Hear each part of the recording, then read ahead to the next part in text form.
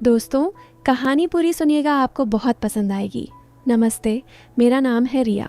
Please दोस्तों, इस कहानी को सुनकर अगर गुदगुदी हुई तो अभी सब्सक्राइब कर लो एक बार में, वरना पछताओगे।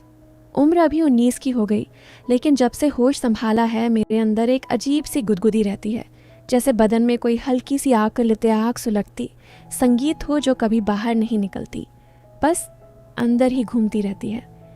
मेरी स्किन गोरी है, लेकिन गांव की धूप ने थोड़ा सा रंग चढ़ा दिया है और मेरी कमर, अरे संगीत, वह तो खुद ही घूमती है जब चलती हूँ, जैसे कोई लहराती नदी। लोग कहते हैं मेरी आंखें बड़ी हैं, बोलती हैं, और होंठ थोड़े मोटे। संगीत जैसे रस भरी फल। मैं अपनी सौतेली माँ के जाने के बाद पापा के साथ रहती हूँ, और पापा वो तो मेरे हीरो हैं, लेकिन कभी कभी उनकी नज़रें मुझ पर टिकती हैं तो दिल संगीत धक से हो जाता है। समझ नहीं आता क्यों। आज सुबह की बात है, मैं किचन में चाय बना रही थी। गांव का घर है हमारा, मिट्टी की दीवारें, ऊपर छप्पर और बाहर बरगद का पेड़। पापा बाहर बैठे थे, अपने पुराने रेडियो पर गाने सुन रहे थे। मैंने गैस जलाई, दूध उबलने लगा। मैंने अपनी पुरानी फ्रॉक पहनी थी जो थोड़ी टाइट हो गई है, छाती पर कसती है और नीचे से घुटनों तक आती है। दूध उबलते हुए झाग बनने लगा। मैंने संगीत झुककर देखा और तभी पापा अंदर आए। रिया, चाय में अदरक डाल देना, आज गला कुछ खराब लग रहा है, वो बोले और मेरे पास खड़े हो गए। मैंने अदरक कद्दूकस करने लगी और उनकी सांस मेरे कंधे पर लग रही थी, गर्म, थोड़ी भारी। संगीत, मैंने मुड़कर कहा। पापा, आप इतने पास क्यों खड़े हो, जगह कम है क्या? वो हंसे। बेटी, तेरी चाय की खुशबू दूर तक जाती है, पास आकर ही पीनी पड़ती है। संगीत, मैंने हंसते हुए कहा। अरे पापा, चाय की खुशबू या कुछ और? वह चुप रहे। संगीत बस मुस्कुराए। चाय बन गई। हम दोनों बाहर बरामदे में बैठे। पापा ने चाय पीते हुए कहा, रिया, तेरी माँ होती तो आज तुझे सिखाती कि चाय में इलायची कैसे डालते हैं।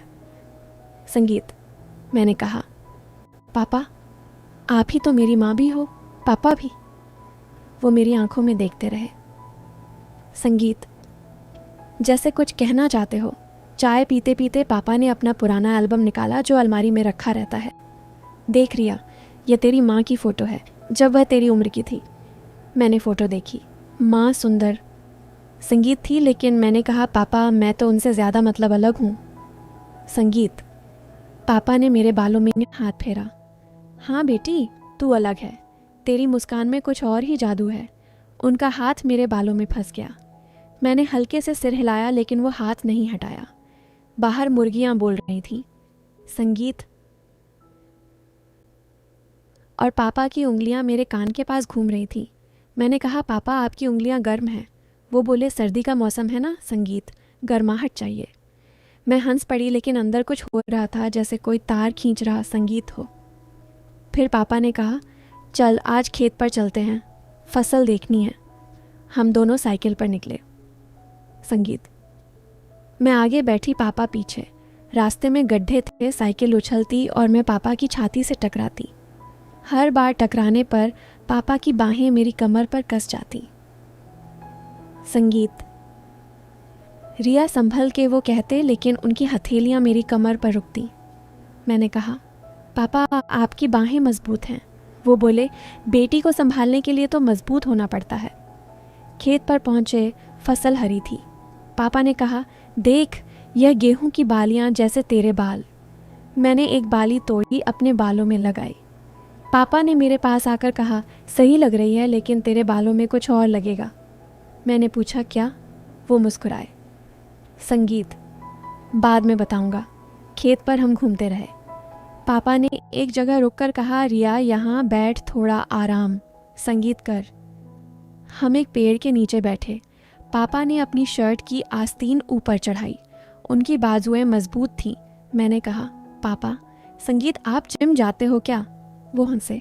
नहीं बेटी, खेत का काम ही जिम है। मैंने उनकी बाजू छुई, सख्त हैं। वो बोले, तू भी छू के देख, कितनी ताकत है। मैंने हंसते संगीत हुए छुआ, लेकिन उनकी त्वचा गर्म थी। पापा ने मेरे हाथ को पकड़ लिया। रिया, तेरे हाथ नरम है जैसे रोई। हम ऐसे ही बातें करते रहे और सूरज ढलने लगा। वापस आते समय पापा ने कहा, आज रात खाना मैं बनाऊंगा, तू आराम कर। घर पहुंचे। मैं अपने कमरे में गई। कमरा छोटा है, एक खिड़की, बाहर बगीचा। संगीत, मैंने कपड़े बदले, एक पतली सी सलवार कमीज़ पहनी जो शरीर से चिपकती है। पापा किचन में थे, सब्जी काट रहे थे। मैं गई मदद करने। पापा, मैं काटती हूँ। वो बोले, नहीं तू बैठ। संगीत, मैं कर लूँगा। लेकिन मैं उनके पास खड़ी हो गई। पापा चाकू चला रहे थे और उनकी कोहनी मेरी छाती से छू रही थी। हर बार छूने पर मैं हल्के से सिकुड़ती लेकिन रुकती नहीं। पापा, आपकी कोहनी। मैंने कहा। वो बोले, सॉरी बेटी, जगह कम है। लेकिन वो संगीत हटे नहीं, सब्जी कट गई। पापा ने कहा, रिया तू दाल चढ़ा दे। संगीत, मैंने दाल चढ़ाई और पापा मेरे पीछे खड़े हो गए। जैसे देख रहे हो, उनकी सांस मेरी गर्दन पर लग रही थी। मैंने मुड़कर कहा, पापा आप इतने पास। वो बोले, देख रहा। संगीत, हूँ कहीं जल ना जाए, खाना बन गया। हम डाइनिंग टेबल पर बैठे, टेबल छोटी, हमारे घुटने आपस में टकरा रहे थे। पापा ने रोटी तोड़ी मेरे मुंह के पास लाए। ले बेटी। मैंने खाया, लेकिन उनकी उंगलियां मेरे होठों से छू गईं। पापा आपकी उंगलियां। वो मुस्कुराए, स्वाद छक रहा था। हम खाते रहे और पापा ने कहा, रिया तेरी उम्र में लड़कियां शादी की बात करती हैं, तू नहीं। मैंने कहा, पापा आप हो ना, कौन करेगा शादी। वो चुप रहे। फिर बोले, बेटी पापा हमेशा रहेगा। रात संगीत हो गई, हम सोने गए। मेरा कमरा पापा के बगल में है। दीवार पतली, संगीत है, नंगीत है। मैं बिस्तर पर लेटी और पापा की खांसी सुनाई दे रही थी। मैं उठी, उनके कमरे में गई। पापा पानी। वो बोले, हाँ बेटी। मैंने पानी, संगीत पिलाया। उनके होठ गीले हो गए। वो मेरे हाथ को पकड़कर बोले, रिया। संगीत, तू मेरी जान है। दोस्तों, अगर ये कहानी ने आपको प्यार का एहसास दिलाया तो प्लीज़ अभी सब्सक्राइब कर लो, ताकि और ऐसी कहानियाँ मिलती रहें। अगली सुबह मैं उठी तो पापा बाहर थे। मैं नहाने गई। हमारा बाथरूम पुराना है, दरवाज़ा ठीक से बंद नहीं होता। मैंने बाल खोले, पानी डाला। संगीत, साबुन लगाते हुए मैं गुनगुना रही थी। तभी पापा की आवाज़ आई, रिया तौलिया देना। मैंने साबुन लगाया हुआ था, तौलिया लपेटा, दरवाज़ा। संगीत खोला। पापा बाहर खड़े थे, उनकी नज़रें मेरे गीले बालों पर, फिर नीचे। पापा लो। वो बोले, बेटी तेरे बाल गीले हैं, संभल के।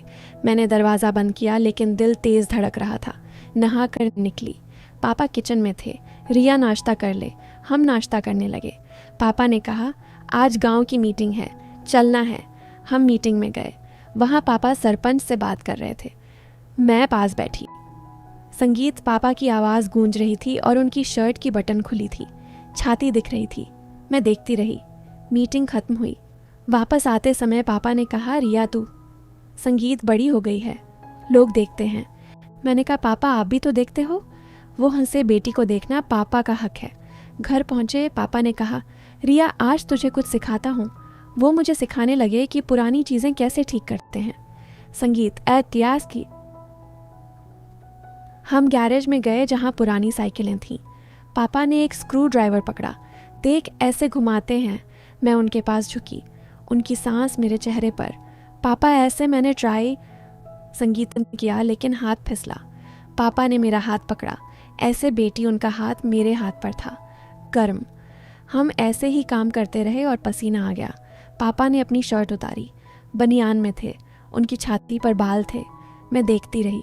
पापा आप गर्म हो। वो बोले, हाँ तू भी उतार दे कुछ। मैंने हंसकर कहा, पापा शर्म आती है।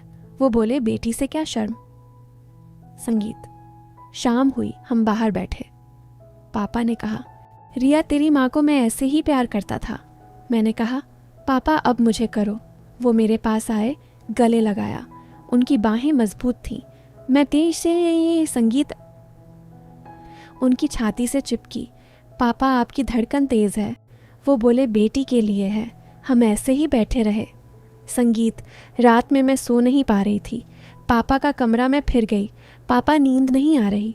वो बोले, आजा मेरे। संगीत पास लेट। मैं उनके बगल में लेट गई। पापा की बाह मेरे नीचे थी, उनकी गर्मी महसूस हो रही थी। पापा आपकी स्किन। वो बोले, शश सो जा। लेकिन मैं करवट बदलती रही और मेरा पैर उनके पैर से टकराता। पापा ने मेरा पैर पकड़ा, संभल बेटी। मैं चुप रही, लेकिन अंदर आग लगी थी। दोस्तों, अगर ये कहानी की गुदगुदी आपको महसूस हुई तो प्लीज़ अभी सब्सक्राइब कर लो और घंटी बजाओ। अगले दिन पापा ने कहा, रिया आज बाजार चल, कुछ सामान लाना है। लेकिन हम बाजार नहीं गए, घर पर ही रहे। पापा ने कहा, घर पर ही कुछ नया करते हैं। संगीत, हम लाइब्रेरी रूम में गए। धूल भरी किताबें। पापा ने एक किताब खोली। देख, यह प्रेम कहानी है। मैंने पढ़ना शुरू किया। पापा मेरे कंधे पर हाथ रखे थे। रिया, प्रेम क्या है? मैंने कहा, पापा आप बताओ बताओ। संगीत, वो बोले, प्रेम वो जो दिल से दिल तक जाता है। उनकी उंगलियां मेरे कंधे पर घूम रही थी। मैंने किताब संगीत बंद की। पापा मुझे डर लग रहा है। वो बोले, किससे?